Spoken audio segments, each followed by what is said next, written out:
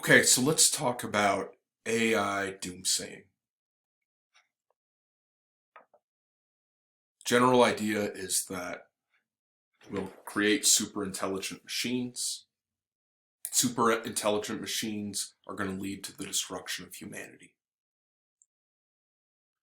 So for Bostrom, there's kind of three theses that he accepts that work together to make him think we've got support for an argument that super intelligent machines will lead to the destruction of humanity.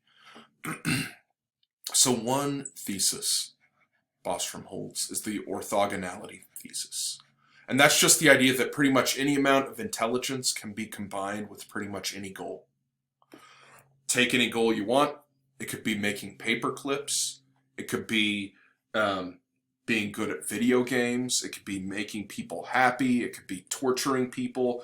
Any amount of intelligence can be combined with pretty much any goal. Any of those goals, any amount of smartness could be combined with any of those goals.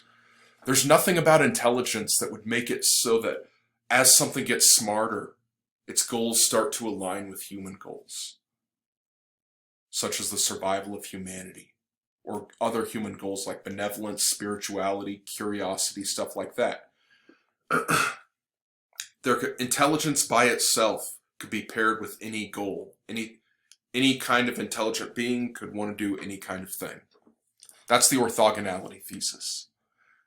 Bostrom also considers the instrumental convergence thesis.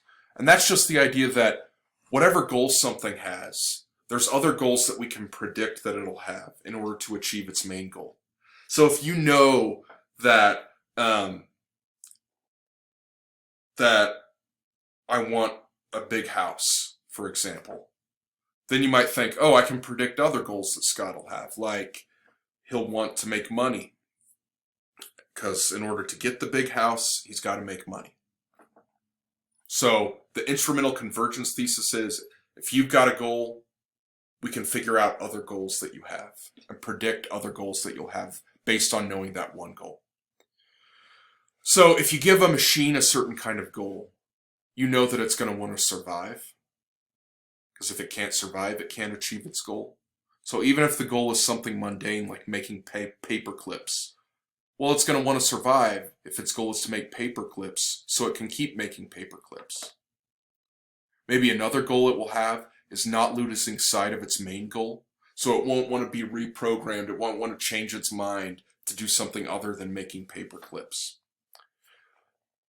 Improving its ability to realize its main goal, so it wants to make, if its goal is to make paper clips, then it'll want to get better at it if it can, and it won't just want to stay the way it is.